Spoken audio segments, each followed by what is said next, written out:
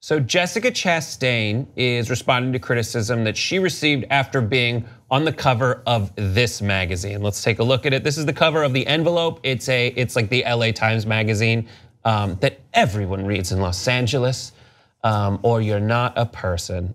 This is where they say, as you see on the bottom, actresses called for a change in the way many stories are told, a shift in focus. A lot of folks brought up the idea that it is all a bunch of white women. And it's someone wrote who posted this photo, said, honestly, Jess Chastain is as an outspoken voice for equality, how do you pose for a photo like this and not feel absolutely mortified by the blatant exclusion? How is it possible to not understand the message this photo sends? That went out. Chastain responded, it's a sad look that there's no women of color in this pic of us promoting our female lead films. The industry needs to become more inclusive in its storytelling. What were your favorite women of color lead films this year? I loved Salma Hayek in Beatrice at Dinner, but then she went on to say, it's terrible that I can't think of at least 5 female lead films with women of color this year. So what do you guys think? 5 words or less. What an underwhelming change. So out of focus. Stop chastising Chastain. I was gonna do something with her last name too. There's a lot of possibility there. Chastain.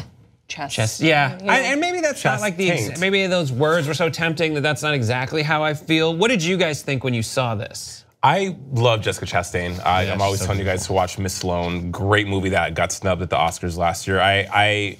Some people online were asked, well, she knew she was going in for this photo shoot. How did she not know who was gonna be here? Why didn't she speak out about it then? Blah, blah, blah, blah, blah.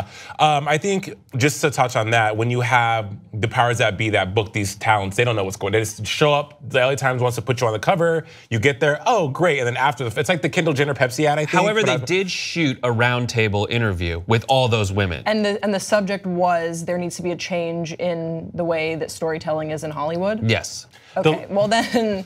So I watched the interview. It is very strange. It is this weird thing. It's the same way I felt while watching like the Matt Damon interview with Peter Travers. It's like, let's have this extended conversation, but it's just there's something insulated about it. Like the room that they were all sitting in when they did the interview was like this beautiful living room that was might as well have been in like Better Homes and Gardens, and it was a bunch of white people like doing a think piece together in a round table, and it did feel like super white. Even like the hues, everyone just like blended into each other, and the furniture. It's very beige, and like the light blues. It was very waspy to me.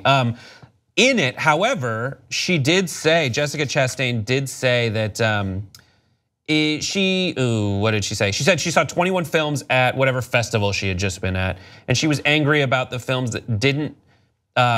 About the way women were portrayed in those films. And she said she was frustrated that there were so many films that made women's victimization become like the phoenix rising from the ashes story. They were defined by their victimization in films. I thought if we were gonna take something good out of this conversation, I would say that her point is she saw 21 films in a row, and in each of them, a woman was not defined because of who she was or her personality, but because she was like raped or her family was killed. And it wasn't that she was a person going through something. The only lens through which stories are told about women in her view was that something terrible had happened to them. Instead of them just being powerful in their own right without having to be come from tragedy. I think you're right, Brett. We shouldn't chastise Chastain for being on the magazine, because she did. No other actresses, and not that they have the responsibility to speak out about it, because they don't, but Jessica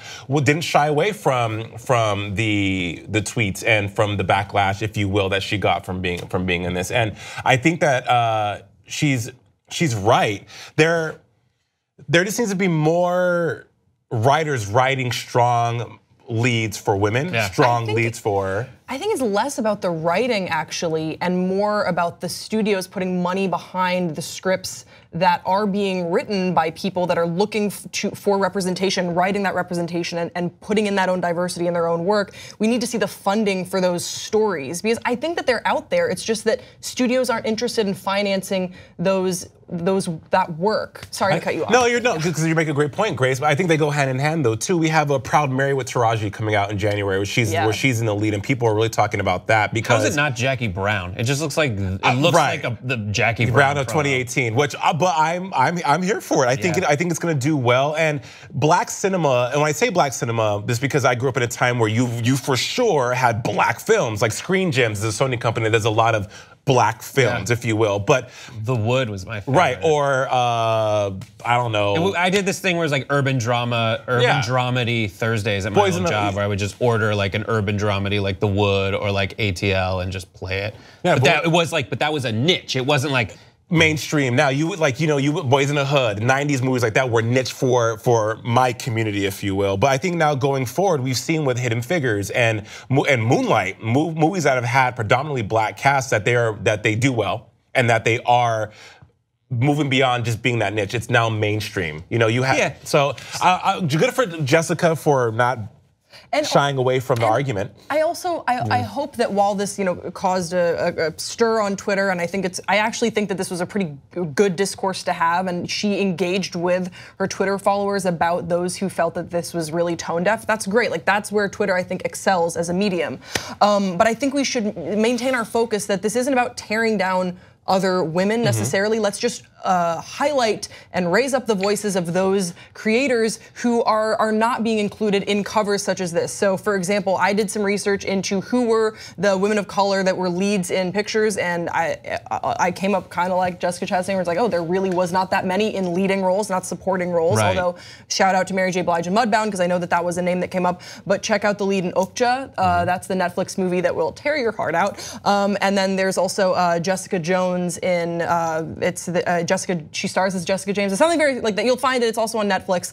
And then there's Beatrice's Dinner. So if we can do that instead of tear down the women, I don't think that's conducive to the conversation. It feels like there's a lot. It's a right part of the conversation to have, and I like that this pivoted into a constructive conversation, as opposed to I think there's a lot of headlines out there that are like, here's a photo and here's what's wrong with it. Like here's the thing and here's the little thing that's wrong with it, as opposed to focusing on the part of the conversation that they were having. And it's just so difficult to have every part of the conversation all the time. And it can get frustrating, but it is worthwhile to have people out there, the viewers, part of the culture, the audience that mass media is, designed to reach out to, saying, all right, focus more on this now. Focus on putting more women of color in movies. And I don't know, for me, it's like, movies used to have like white dudes in the lead for no real reason. I think maybe it's going to reach a perfect moment when everyone is like, well, there's people of color in the leads for no real reason. It's just, they're good. I don't know, we'll see. What do you guys think? Let us know. And don't go away, we will get to that story about what Kanye got Kim for Christmas. See you then.